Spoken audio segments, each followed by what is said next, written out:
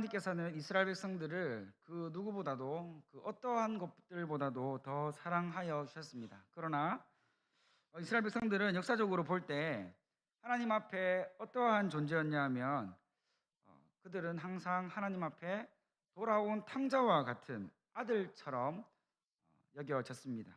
분명 아버지로부터 모든 고난과 특권을 다 부여받았음에도 불구하고 여전히 그러한 누리는 모든 것들이 다 부족하다고 여기고 있던 탕자처럼 하나님께 불평과 또 원망 이런 것들을 가지며 그들 마음속에 세상을 향한 동경으로 아버지 하나님의 품을 떠나고 하나님 말씀에 불순종하는 삶을 살았던 자들이 바로 이 이스라엘 백성들이었음을 알 수 있습니다.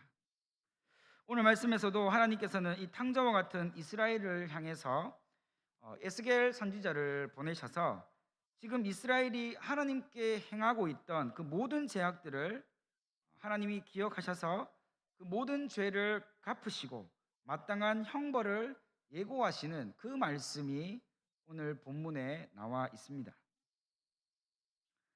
사실 이스라엘이 하나님의 품 안에서 평안하고 평온하게 지낼 때는 이방 나라들에 대한 이 구별됨이 뚜렷이 나타났습니다.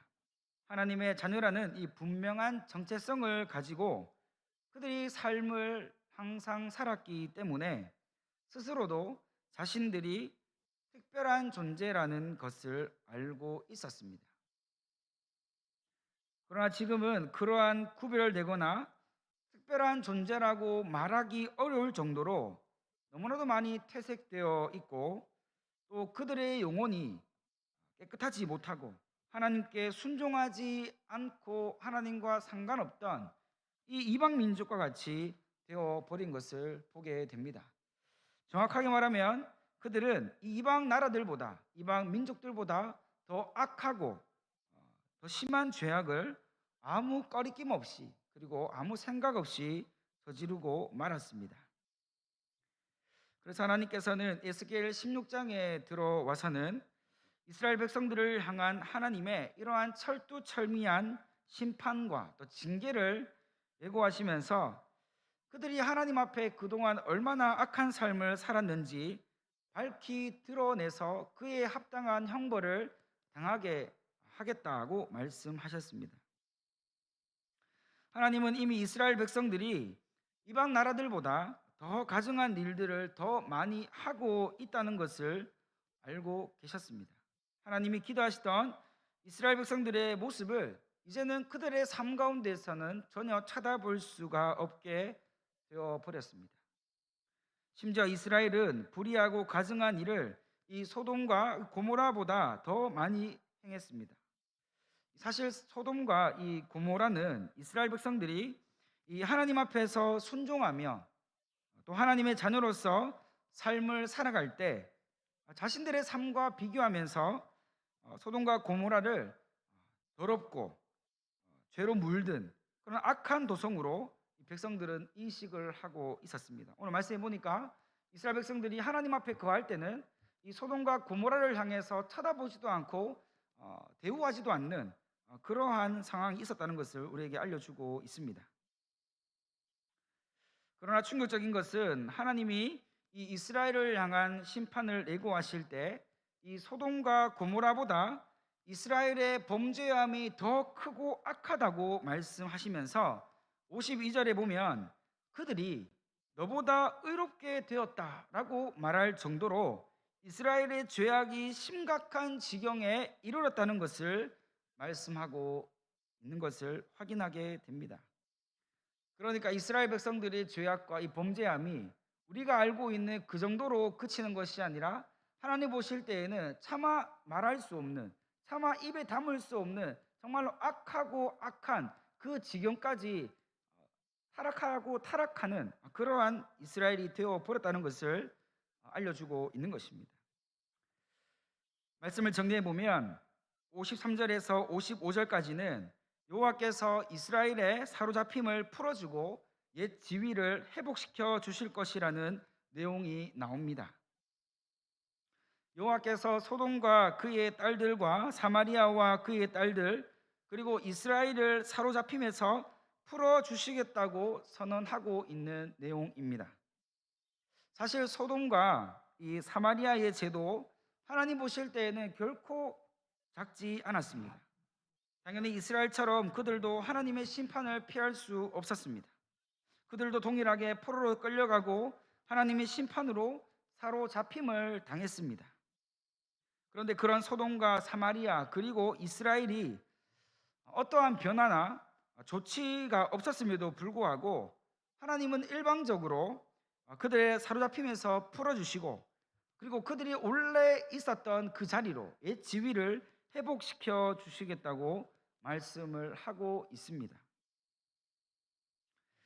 그렇다면 이들에게 사로잡힘은 그 자체가 목적이 아니라 이로 말미암아 자신들의 교만과 이 죄악이 얼마나 심각한 죄인지를 자각하게 만들고 또 돌이키고 또 이것을 통하여서 깨끗하게 정화되도록 하는데 그 목적을 가지고 있었습니다. 이 사로잡힘이 결국에는 이 사로잡힘으로 인해서 멸망당하고 죽임을 당하는 것이 목적이 아니라 이 일을 통하여서 그 자신을 돌이키게 되고 그가 얼마나 죄인인지를 깨닫게 하는 그러한 수단과 방법이 되었다는 것을 우리에게 알려주고 있는 것입니다. 그래서 이들을 다시 풀어주고 옛 지위를 회복하게 하는 것을 여호와께서는 포기하지 않으시겠다고 말씀하고 있습니다. 포기하지 않으시겠다고 하시는 것은 죄인이었던 그들에게 다시 기회를 주시겠다는 하나님의 은혜의 선포입니다. 우리가 구원의 은혜를 경험할 때 우리가 얼마나 죄인인지 우리가 하나님 앞에서 행한 이 배은망덕함이 무엇인지 깨닫고 우리가 하나님 아닌 것들에 마음을 빼앗겨서 그것에 매여서 사로잡혔을 때 풀어주시고 용서해 주셨으며 하나님 나라 백성의 지위를 회복하게 하신 그 하나님을 우리는 바로 알고 믿고 따라갈 수 있어야 합니다. 이스라엘 역사를 묵상하면서 우리 자신을 점검해야 하는 것이죠. 우리의 믿음도 소망도 그리고 우리를 향한 신 하나님의 사랑과 은혜에 대해서도 더 깊이 그리고 더 바르게 깨달을 수 있기를 우리 하나님은 원하고 계신다는 것입니다. 이스라엘은 비록 하나님과의 맹세와 언약을 멸시하고 배반해서 결국 그들이 행한 대로 부흥을 받게 되었지만 그러나 그것은 여호와께서 결국 이스라엘을 회복시키기 위한 하나님의 큰 그림이었음을 알 수 있습니다. 혹 우리도 하나님의 언약의 말씀을 멸시하고 또 배반했다면 그에 대한 회개하며 책임감 있는 태도를 우리 삶 가운데 반드시 가져야 하는 것입니다. 56절과 59절 사이에서는 여호와께서는 이스라엘이 교만하며 맹세와 언약을 멸시하고 또 배반한 대로 보응하실 것이라는 말씀이 기록되어 있습니다. 이스라엘은 교만할 때에 소돔을 죄악과 멸망의 도시로 여겼다고 아까 앞에서 말씀드렸는데 자신들은 그때 교만했을 때 그들이 생각하기에 우리 정도만 되면 괜찮다라고 했던 그때의 그 시절을 돌아가 보면 자신들은 이제 이방 나라 소돔과 고모라와 같이 하나님의 뜻을 멸시하고 하나님께서 버리신 그러한 이방 나라들보다 그들은 여전히 하나님을 잘 믿고 있고 하나님의 그 특별한 선택을 받은 민족이기 때문에 우리는 여전히 하나님의 그 형벌과 하나님의 심판과는 상관이 없다라고 했던 그때는 이 소돔과 고모라를 이들은 굉장히 비웃고 조롱하고 무시하였습니다. 사람 취급을 안 해주던 그런 시절이었다는 것이죠. 그런 이스라엘이 이제 어떻게 되었습니까? 그들이 지은 죄로 말미암아 하나님께서 그 이스라엘에게 멸망을 선포하시고 또 심판과 또 형벌을 예고하시는 이러한 상황이 되어 버렸습니다. 그렇게 되니까 그들이 지은 죄로 말미암아 아람의 딸들과 그 주변의 모든 자들과 블레셋 딸들을 비롯하여 사방에서 비웃는 자들의 놀림감이 되고 말았다고 말씀하고 있습니다. 하나님의 자녀로 결코 이방인들에게 놀림감이 될 수 없었던 그들이 이렇게 조소를 당하면서 비참한 놀림감이 되게 된 이유가 있습니다. 이스라엘이 하나님께 드린 맹세를 그들은 매우 값없이 여겼습니다. 멸시하였습니다. 또 하나님과의 언약을 그들은 무시하고 또 배반했습니다. 그러한 일들로 인하여서 하나님과 전혀 상관없는 자들이 됨으로 인하여서 하나님께서 그들이 행한 대로 보응하시고 갚으시는 결과가 바로 여기에서 나타나게 된 것이죠.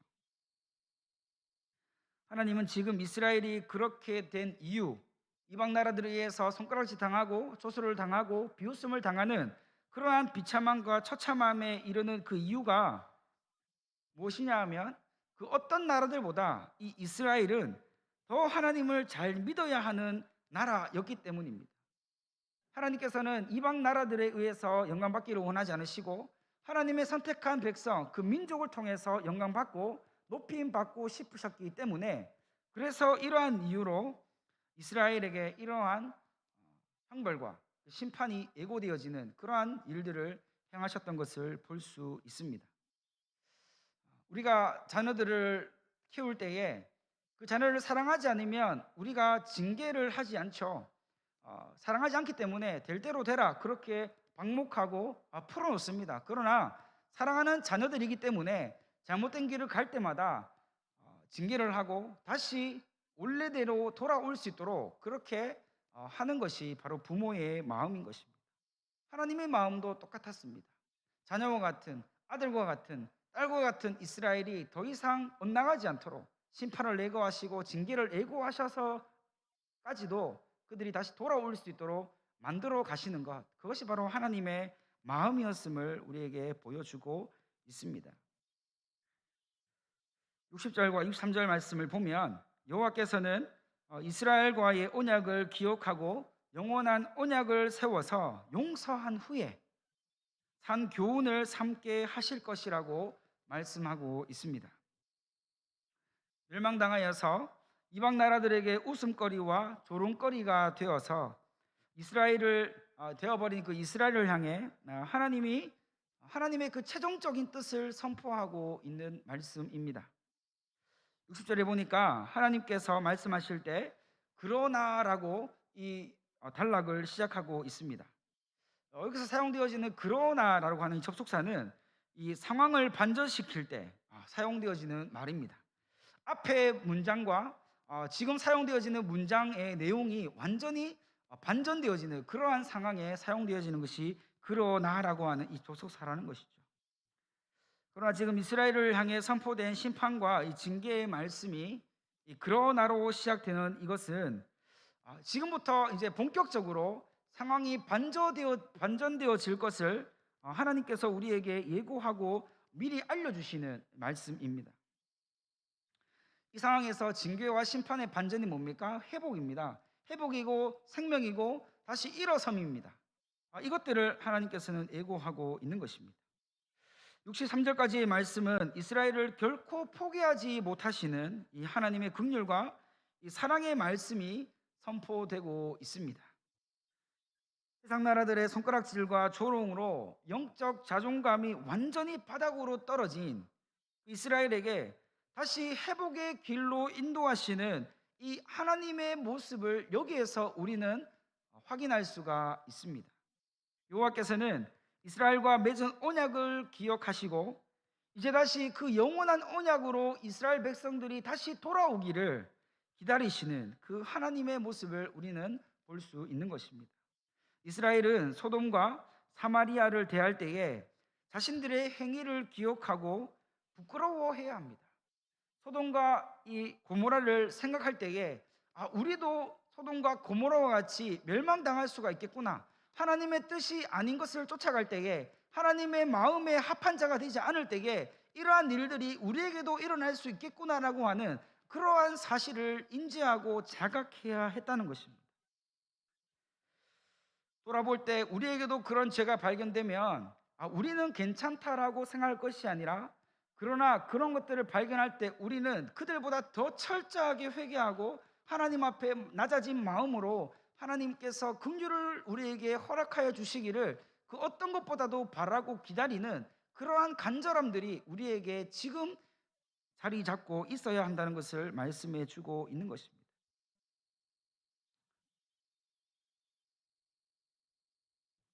이 모든 언약의 목적은 여호와가 하나님인 줄 알게 하기 위해서입니다. 하나님께서 회복을 명하여 주시는 것 다른 게 아닙니다. 우리가 뭔가 잘나서가 아닙니다. 우리가 뭔가 어떤 것을 내세울 수 있기 때문이 아닙니다. 우리는 여전히 연약하고 우리는 여전히 죄인이고 우리는 어떠한 것도 내세울 수 없는 약한 자지만 우리와 우리의 모습과는 상관없이 하나님께서 크시고 하나님께서 은혜 주시고 하나님께서 긍휼을 베풀어 주시기 때문에 그 하나님의 은혜로 인해 우리가 회복의 자리로 나아갈 수 있다는 사실을 말씀해 주고 있는 것입니다.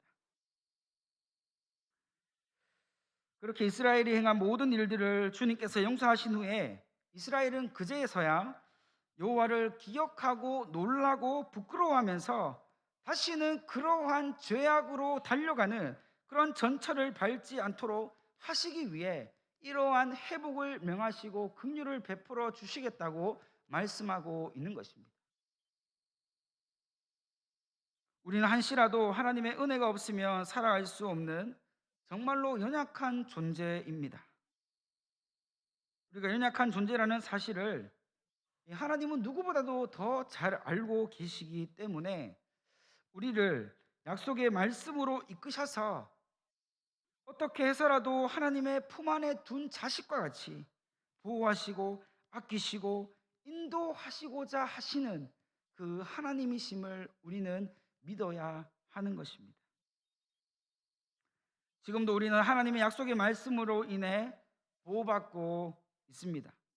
그래서 그 은혜 가운데 여전히 우리는 거할 수 있게 된 것입니다. 비록 우리가 약하고 비록 우리가 죄인이지만 비록 우리 가운데 해결되어지지 않는 문제들이 가득하지만 그런데 불구하고 하나님께서는 여전히 우리를 주의 자녀로 부르시고 다시 우리가 있어야 될 그 자리를 회복시켜 주셔서 오직 하나님께서 우리를 사랑하여 주신다는 이 사실을 다시 발견하기를 원하신다는 사실을 우리는 기억해야 합니다. 포기하지 않는 하나님의 사랑, 묵인하지 않는 죄에 대한 용서, 그리고 가분한 은혜를 하나님은 지금 이스라엘에게 그리고 우리에게 영원한 언약을 통해 세우고 계신다는 것입니다. 이제는 하나님께서 언약을 친히 세우시고 용서하시고 회복시키셔서 언약 백성으로 살게 하시겠다고 하는 이 하나님의 고백을 우리에게 들려주고 있습니다. 사랑하는 성도 여러분, 우리 모두에게 하나님은 불완전하고 어지러운 우리의 삶을 향해 다시 회복될 수 있도록 하나님의 말씀으로 지도하시고 인도하고 계시는 줄 믿으시기 바랍니다. 그렇기 때문에 우리는 하나님의 그러나의 은혜로 더욱 가까이 하나님 곁에 나아가는 회복의 삶을 향해 전진해 나가는 우리 모든 성도님들의 삶이 되어지기를 간절히 소망합니다. 우리에게 그러나의 은혜가 여전히 유효합니다. 이 밤에 우리가 기도할 때 그러나의 은혜를 붙잡으시고 하나님께서 우리를 회복시키셔서 정말로 우리를 높은 곳에 세우고자 하시는 그 하나님의 마음과 뜻을 깊게 우리가 믿음으로 고백하는 이 귀한 시간 되어지기를 간절히 소망합니다.